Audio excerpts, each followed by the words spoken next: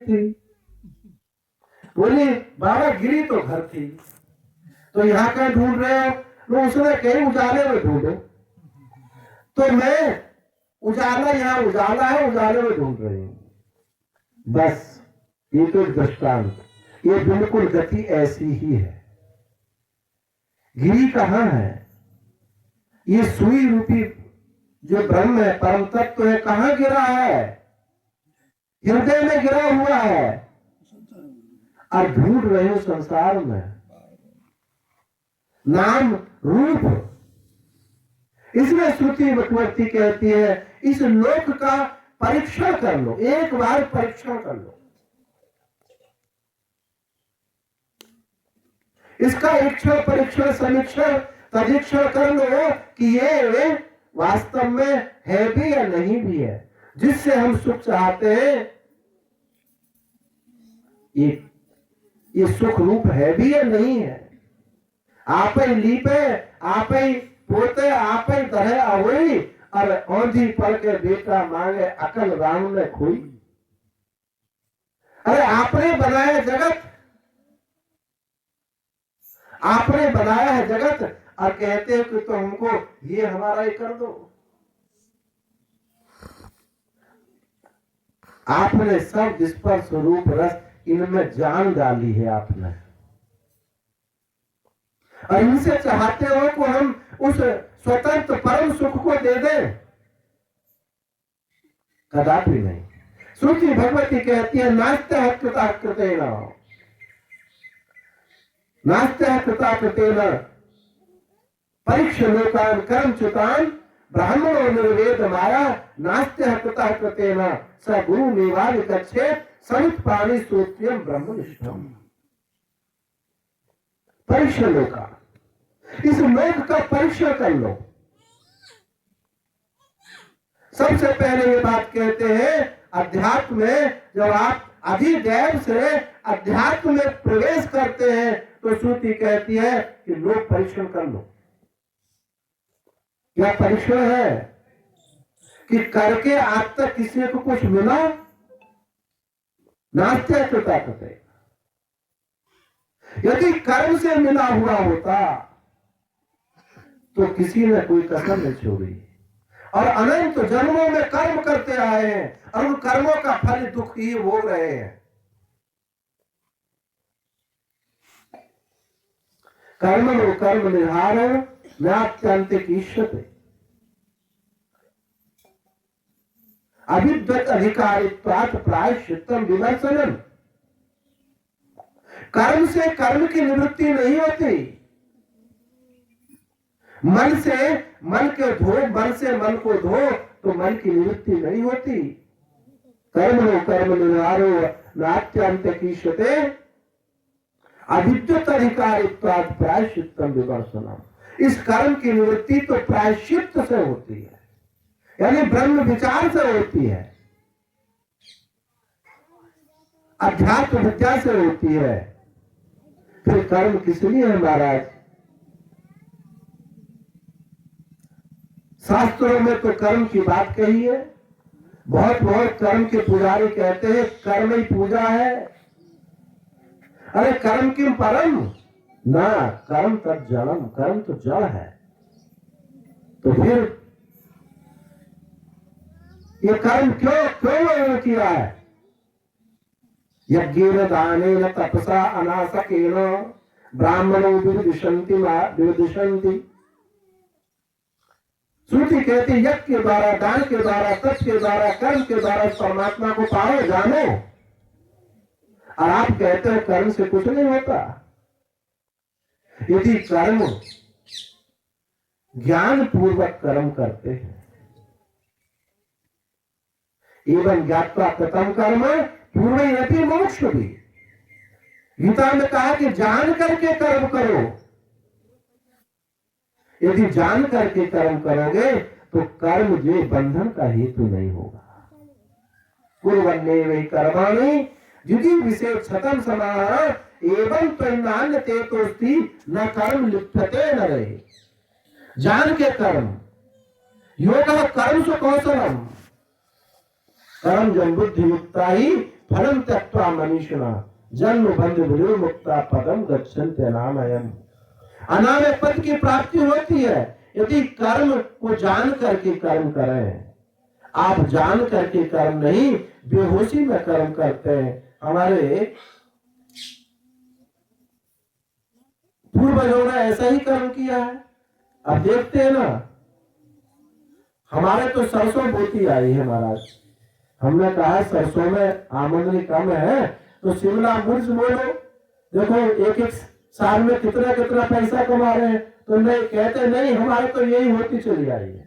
जो मान करके कर्म कर रहे हैं ना, कोई छलांग नहीं लगा सकते, कोई पगली छलांग नहीं लगा सकते, इन चीजों को छोड़ नहीं सकते। तो भाई ये माना हुआ कर्म ये जौता देता है, और जाना हुआ जो कर्म है आपको कर्म छुड़ा देता है। इसलिए जो जाना हुआ कर्म होता है वो बाल बराबर कर्म करते हैं, और जो माना हुआ बिना जाने हुए कर्म करते हैं महाराज पूरे समय मजदूर फावड़ा चलाते चलाते जीवन चला जाता है। और एक जान के कर्म करता है, एक ऑफिसर, एक आईएएस ऑफिसर, वो करता नहीं, इशारे में काम हो जाता है। तो कर्म की परीक्षा कर लो। क्या परीक्षा करनी है कि कर्म से होने वाली वस्तु क्या होती है? विनाशी होती है, अनित्य होती है। हमने जो जो कर्म किए हैं, मकान बनाया है, मकान एक दिन नष्ट हो गया है। हमने संतान बनाई है, उत्पत्ति की है, वो भी जाती है। जो जो कर्म से बनाई हुई चीज है महाराज सब जाती है।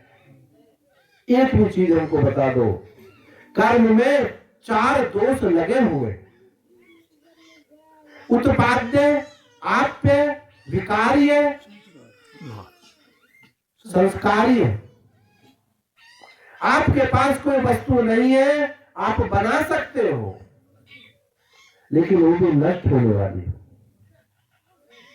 आपके पास नहीं है, पड़ोसी से उधार ला सकते हो। कर्म यही कर सकता है। आपके पास घड़ा गंदा है तो घड़े को धुल सकते हो, चित्रकारी कर सकते हो। घड़े में नमक भर दो तो घड़ा नष्ट हो जाएगा। बस कर्म की 4 गति। ये जो संस्कारीय कर्म है इसका कुछ उपयोग ले सकते हो जानने में, बाकी तीनों का कोई उपयोग नहीं है। क्या उपयोग है? अपने चित्त को धुल दो, धुलाई कर दो, उसकी रंगाई कर दो, यानी दोषों को हटाओ और गुणों का आधान कर दो। उसमें परमात्मा देवीय गुणों का आधान कर दो, देवी संपत्ति का आधान कर दो। और जो आपके चित्त में नेगेटिविटी है, नकारात्मकता है, दोष दर्शन है, किसी का बुरा चाहते हैं, जीवन में काम, क्रोध, लोभ, मोह, मद, मत्सर, अहंकार, तृष्णा आदि दोष है, इनको हटाओ। इस हटाने में भी, इस कर्म में, ये जो संस्कार्य कर्म है ये जाना हुआ, जान करके कर्म है। और बाकी जो कर्म है 3 जो बताए ये बेहोशी के कर्म। इसलिए बेहोशी का कर्म की कभी समाप्ति नहीं होती, और जानबूझ के किया हुआ कर्म ये कर्म से पीछा छूट जाता है। तो परीक्षा लोकान कर्म चितान, लोक का परीक्षण कर लो कि ये सब नष्ट होने वाला है। ऐसा जान करके कि जब नष्ट होने वाला है तो मैं इसके पीछे क्यों दौड़ूं? जो दुख देने वाला है उसके पीछे क्यों दौड़ूं? जब ये समझ आ जाती है कि कर्म से ना किसी को कुछ मिला है और न मिल सकता है,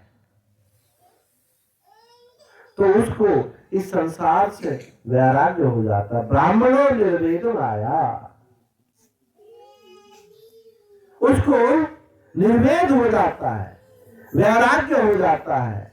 अब संसार जलती आग है, इस जलती आग में वो झुलसना नहीं चाहता। फिर इसको छोड़ करके कहा जाता है, उसको जिज्ञासा होती है, आखिर सुख रूपता क्या है, सुख रूप क्या है, सत्य क्या है।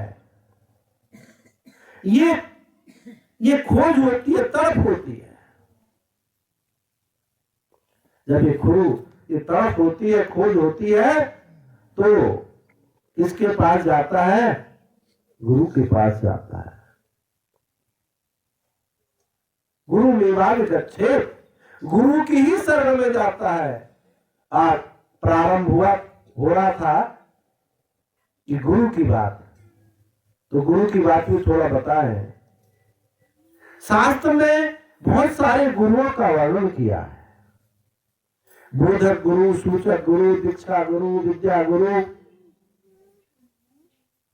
निषिद्ध गुरु, परम गुरु या सदगुरु। जो बोधक गुरु है, शिक्षा गुरु है, सूचक गुरु है, वहां कुछ शर्तें हैं कि इस जाति को इस जाति वाले के साथ ही का वर्णन कर, जैसे गुरु का वर्णन करना चाहिए। बहुत सारी वहां शर्त हैं। वो जो गुरु है ना, वो आपको इस परम तत्व का बोध नहीं करा सकते। वो गुरु आपको संस्कार दे सकते हैं। ये जो ब्रह्म विद्या है, देखो बुरा मत मानना, सच्ची बात है। ये ब्रह्म विद्या संस्कार मूलक नहीं होते। बात हजम हुई नहीं हुई? ये ब्रह्म विद्या संस्कार मूलक नहीं होती। संस्कार मूलक विद्या और होती है जो विधि निषेध के दायरे में आती है। उस विधि निषेध के दायरे में आने वाली विद्या बहुत अच्छी बात है, वेदों में भरी पड़ी है, परंतु अध्यात्म विद्या ये संस्कार मूलक नहीं होती। यदि इसका कोई संस्कार लेता है तो वैराग्य की न्यूनता है, वैराग्य नहीं हुआ। यदि आचारवान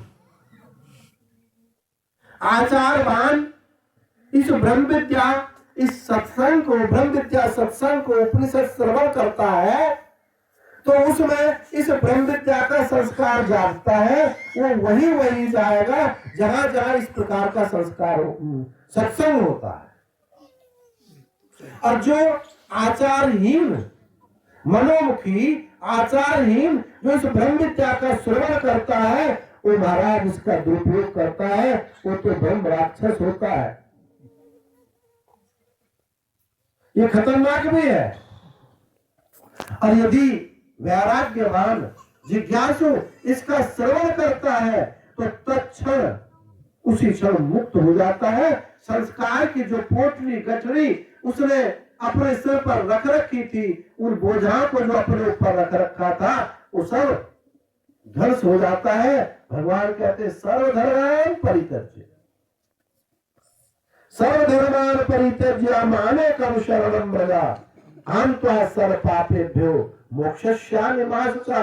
सब धर्मों को छोड़, सारी मर्यादा को छोड़, सब विधि निषेध को छोड़, एक मेरी शरण, एक मुझ तत्व से एक हो जा। तो देखो भाई, हम किसी विधि निषेध का चोट नहीं कर रहे हैं, ये मत समझ लेना, क्योंकि हम समझ रहे हैं डरते डरते बोलना पड़ता है, क्योंकि महाराज जी ऐसे कह के सब कर्म छोड़ दो, ये नहीं कह रहे हैं। यदि अधिकारित्व तो नहीं है तो संस्कारों का आधान करो, संस्कारों का आधान करो, गुणों का अपनयन करो, दोष हटाओ, अपने अंतःकरण को शुद्ध बनाओ, भगवत आकार करो, भगवान की शरण जाओ, उनकी स्तुति प्रार्थना करो। जब ये कर लोगे तब आपको समझ में आएगा, शुद्धि होएगी, तब खुद ही कहोगे कि करके कुछ किसी को मिला नहीं, किसी को करके नहीं मिला, तब ये वैराग्य होगा। कितने जन्म जन्मांतर से कर रहे हैं, बस अब उपराम हो जा। ये जो हमारा विधान था वो आज छूट गया है। उनको तो आगे का ज्ञान नहीं है, रास्ता नहीं है उनके पास। इसलिए एक चीज जो मान ली, एक चीज जो पकड़ ली, बस उसी में ही चले जा रहे हैं। जैसे कोई कमजोर बैल गाड़ी लेकर चलता तो जो बनी हुई लीकें होती थी उसी में चलता था, लेकिन एक कोई मजबूत बैल नया रास्ता बनाकर चला जाता था। अभी नया रास्ते बनाने की सामर्थ्य नहीं है तो लीक में चलो, पर लीक को ही सब कुछ मत समझ लो। ये जो लीक है, क्योंकि ये अनंत है, अनंत है, ये माया अनंत है। इसी में, इसी लीकों में आप जन्म जन्म जन्म जन्म घूमते रहेंगे और बाहर निकल नहीं पाए। तो हम कर्म करें, जान के करें, कर्म पीछा छोड़ देगा। जो संस्कार मूलक नहीं है, कहने का तात्पर्य है कि सारे संस्कार विधि निषेधों को छोड़ करके अपने अस्तित्व मात्र को, अपने स्वरूप को, अपनी मुक्ति कहो, स्वरूप कहो, परमानंद कहो, इस जीव का गंतव्य कहो, ये उसको प्राप्त हो जाता है और जीव की दौड़ भाग ये समाप्त। क्योंकि जो संस्कृति है, जन्म मरण यही दुख का हेतु है, शरीर धारण करना ही दुख है। उनके लिए तो शरीर धारण करना सुख है जो इस माया प्रलय में बीज रूप से पड़े हुए हैं। उन पे तो ये कृपा होती है ईश्वर की कि वो सृष्टि करते हैं। ईश्वर की ये कृपा है, नहीं तो बीज में, उस प्रलय में पड़ा हुआ बीज अनंत समय तक पड़ा रहेगा, कभी मुक्ति के लिए उसको मौका ही नहीं मिलेगा। हम माँ बाप को क्यों सम्मान सत्कार देते हैं कि उस बीजत्व से छुटा करके हमको अंकुरित कर दिया, पौधा बना दिया, और हम पौधा बन करके इस जन्म मरण की निवृत्ति कर सकते हैं। इसलिए माँ बाप सम्माननीय है। उस प्रलय से, उस अंधकार कोठरी से हमको दोनों ने निकाल दिया है और हमको अब भगवत भजन करने का मौका दे दिया है, इसलिए पूजनीय है। लेकिन कुबुद्धि लोग ऐसा नहीं सोचते, उनकी सोच अलग ही होती है। क्यों? संस्कार नहीं है उनको, शास्त्र संस्कार नहीं है, सज्जनों का संस्कार नहीं है, वो उसकी सोच अलग होती है। तो ये संस्कार, जब तक संस्कार मूलक विद्या है तो अंतःकरण शुद्धि का साधन है, आपको मोक्ष का अधिकारी बनाता है। और जब ये वो समाप्त हो, इस तरह समाप्त हो जाता है तो विद्या जो है संस्कारों को ध्वंस कर देती है और अपने आप स्वरूप को प्राप्त करा देती है। तो ये गुरु है, बात क्या थी, गुरु के विषय में बता रहे थे। जो बोधक सूचक गुरु आदि है, ये संस्कार का मूलक गुरु है। संस्कारों का आधान और गुणों का आधान, दोषों का अपहरण करने वाले गुरु हैं। परंतु सदगुरु जो है, परम गुरु जो है, वो तो इस अज्ञान अंधकार से निकालने वाले हैं। इसलिए सदगुरु किसको मिलते हैं? सदगुरु जिज्ञासु को मिलते हैं। बाकी को तो सबको बोधक सूचक विद्या दीक्षा ये गुरुओं की प्राप्ति होती है। अच्छी बात है, वो मार्ग एक आपको अधिकारित्व बनाते हैं। ये जो सदगुरु होते हैं, आपको मंत्र फूकने कान फूकने का काम उनका नहीं है, वो तो अविद्या को ध्वंस करने वाले हैं। असलियत में क्या है, वो तत्व ही है। मंत्र गुरु आत्मा, मंत्र गुरु आत्मा ये चैतन्य, ये एक ही चीज है। ये तो अपने को ना जानने के कारण और परमात्मा को पाने की इच्छा होने के कारण वो आत्म चैतन्य ही बाहर नाम रूप लेकर के प्रकट हो जाता है। एक बार एक विचारक हुए हैं जय कृष्ण मूर्ति, जिन्होंने दर्शन शास्त्र पढ़ा हो सुना हो, उसके वो लोग सभी जानते हैं। जय कृष्ण मूर्ति, उन्होंने महर्षि रमन से कहा कि जय कृष्ण, एक साधक ने कहा कि जय कृष्ण मूर्ति तो कहते हैं कि महाराज गुरु की कोई आवश्यकता नहीं। तो महर्षि रमन ने कहा कि हाँ भैया, गुरु की आवश्यकता नहीं है, ये बात गलत है, गुरु की आवश्यकता है, ये बात सही है। तो बोले गुरु कौन है? उन्होंने कहा गुरु तो अपना आत्मा है,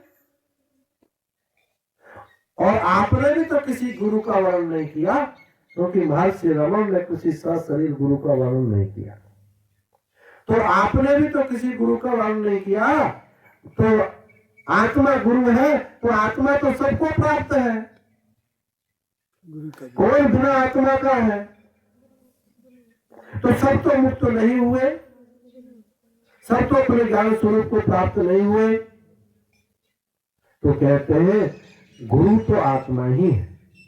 जब जिज्ञासु अपनी जिज्ञासा के बल पर, जिज्ञासु उसकी जिज्ञासा के बल पर वही आत्म चैतन्य एक बाहर नाम रूप लेकर के प्रकट सा हो जाता है, और वो बाहर से धक्का लगाता है, विषयों से हटाता है, और वो आत्म चैतन्य अपनी तरफ खींचता है। ये वस्तुतः ये ही गुरु शिष्य है। इसलिए जिज्ञासु जब तक मुक्त नहीं होता, जब तक उसकी जिज्ञासा शांत नहीं होती, तब तक उसके बनाया हुआ गुरु भी मुक्त नहीं होता। आत्मा तो मुक्त है, परमात्मा मुक्त है। अभी समझ लीजिए, ये बहुत गहराई की बात है। कहे कि गुरु तो फिर बंधन में पड़ा रहेगा। अरे वो गुरु तो मुक्त है, जिज्ञासा के बल पर उसने जो अपना गुरु वर्ण किया है, वो गुरु बंधन में है। जब तक उसकी जिज्ञासा शांत नहीं होती, तब तक वो उस आत्म चेतन से, उसका बनाया हुआ जो आत्म जो चैतन्य था, वो उससे एक नहीं हो जाता, तब तक वो बंधन में ही रहेगा, तब तक उसके लिए गुरु ही रहेगा। और जिस समय जिज्ञासा शांत हो गई, उसी क्षण उसका बनाया हुआ जो गुरु है, वो गुरु भी उस आत्म चैतन्य से एक हो गया। तो गुरु एक जिज्ञासा के बल पर वो परमात्मा ही करुणा से बना हुआ एक आकृति है। जब कोई प्रणाम करता है कि उठता नहीं है, तो दोनों कंधा पकड़ के, सिर पकड़ करके उसको उठाते हैं, गले से लगाते हैं। ये करुणा है। जब तक वो झुकेगा नहीं, वो शुद्ध चैतन्य परमात्मा झुकेगा नहीं, तब तक वो ना तो अवतार हो सकता है और ना तक वो गुरु हो सकता है।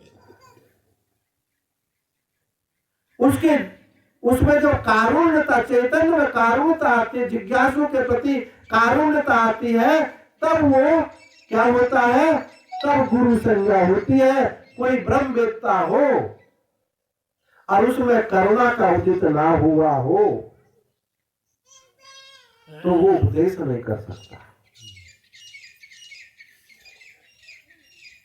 इसलिए कोई मौनी गुरु हो, हमारे गुरु तो महाराज मौनी महाराज है, आज तक कभी बोले ही नहीं। जब बोले नहीं तो बाबूजी तुमको उपदेश भी नहीं दिए। कुछ बात ऐसे तुम जिज्ञासु नहीं हो जो तुम दक्षिणामूर्ति से उन्होंने प्रश्न किया नहीं और गुरु जी बोले नहीं, असंशय गुरु का शिष्य का संशय छेदन होगा, ऐसे जिज्ञासु तो हो नहीं। इसलिए शास्त्र मौनी गुरु का निषेध करता है। यानी बिना उपदेश के महाराज काम चलने वाला नहीं है। आप उपासना करते हैं, बहुत अच्छी बात है, आपके दोषों की निवृत्ति होती, बहुत अच्छी बात है, पर ये ब्रह्म विद्या तो उपदेश के बिना आती नहीं। यानी श्रवण के बिना, मनन के बिना, ये निधिध्यासन के बिना ये संशय छेदन नहीं होता।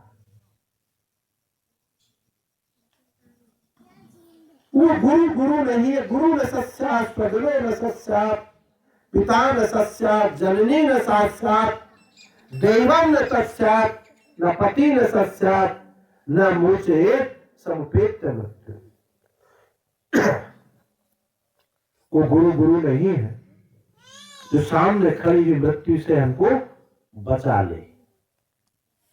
वो पति पति नहीं है जो हमको मोक्ष के मार्ग पर ना ले जाए, भोग के मार्ग पे लेता है, पति नहीं। वो पत्नी पत्नी भी नहीं है जो पति को मोक्ष के मार्ग पे ना ले जाए, उधर प्रेरित ना करे। धर्मानुकूला क्षमया धृत्री,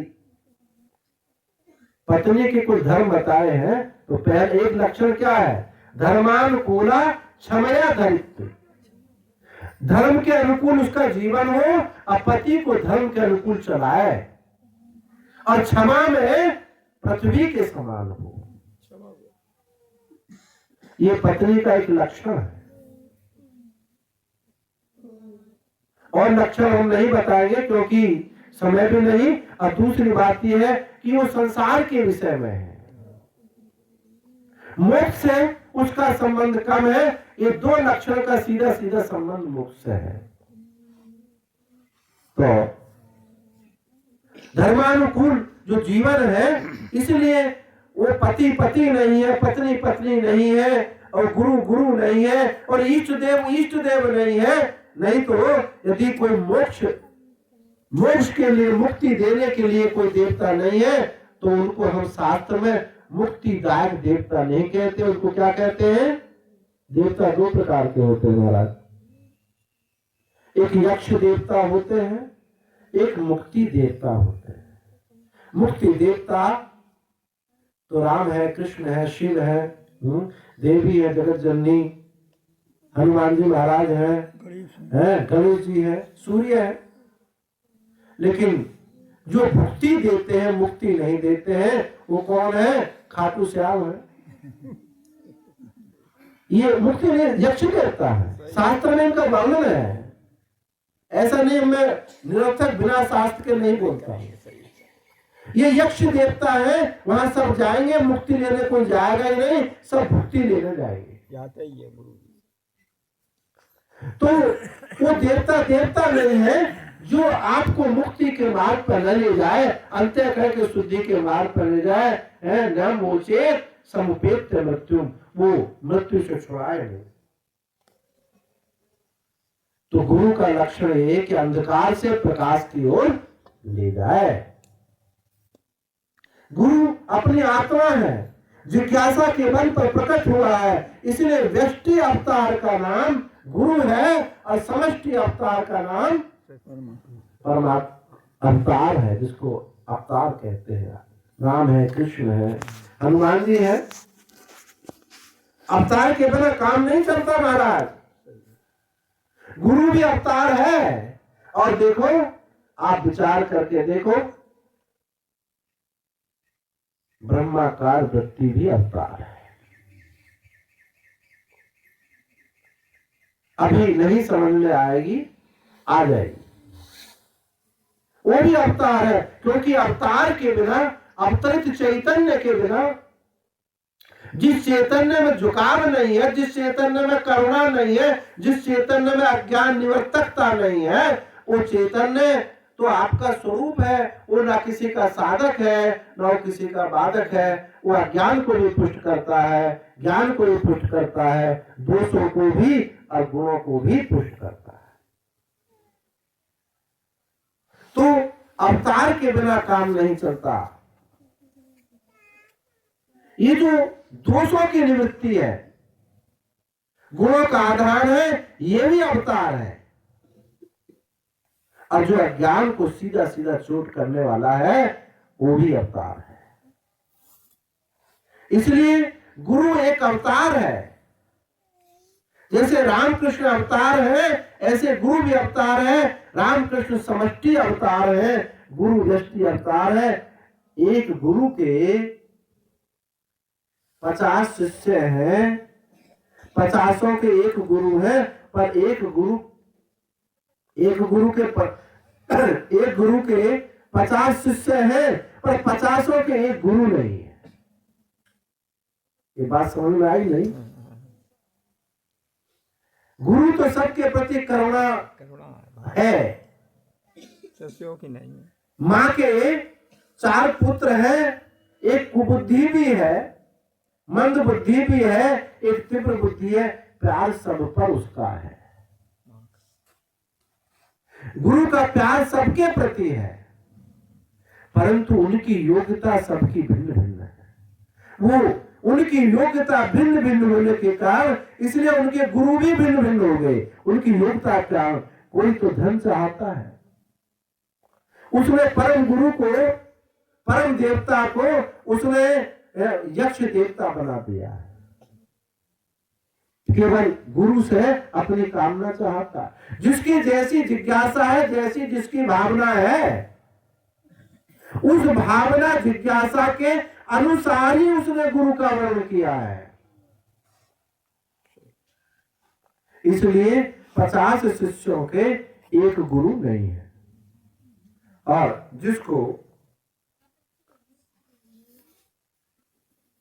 ये समझ आ गई कि ये गुरु शरीर नहीं है, मेरे उद्धार के लिए वो परमात्मा मेरा आत्मा ही अवतरित हुआ है। इसलिए शास्त्र ने कहा कि गुरु में जो मर्त्य बुद्धि रखता है कि गुरु मरता है, ये पंचभूत शरीर है, उसका तो इसी प्रकार से वर्ण है। जैसे हाथी स्नान करता है, अभी स्नान करता है, उसी फिर बाद में धूल अपने शरीर पे डालता है। मत सब भी उसकी तो गुरु मृत्य बुद्धि करने वाले इस प्रकार की दृष्टि है। इसलिए भगवान आपके इष्ट से भी ज्यादा पूजनीय करुणे वो गुरुदेव है। गुरु का स्तर क्या बताएं? गुरु की कथन करते करते कई दिन गुजर सकते हैं और कोई वर्णन नहीं कर सकता। अकथनीय वस्तु है, हृदय भाव विभोर हो जाता है, आंखों से अश्रुपात होता है। वो सगुण निर्गुण होकर के भी सगुण रूप से दिखाई देता है। वो बिना शरीर वाला होकर के भी उनके शरीर से रक्त निकलता है। शिष्य दवाई करते हैं और उससे ज्यादा जितना लगाव उससे होता है, इससे किसी और से नहीं हो सकता। क्योंकि उनका जो निर्गुण निरपेक्ष जो आनंद छलकता है, जो प्रेम होता है, महाराज वर्णन नहीं किया जा सकता, अकथनीय है। जिसकी बुद्धि, जिसने वास्तव में सदगुरु का वर्णन किया है। तो गुरु की तो चर्चा कभी समाप्त होगी नहीं, समय तो पूरा हुआ। ओम पूर्णमदः पूर्णमिदं पूर्णात् पूर्णमुदच्यते पूर्णस्य पूर्णमादाय पूर्णमेवावशिष्यते।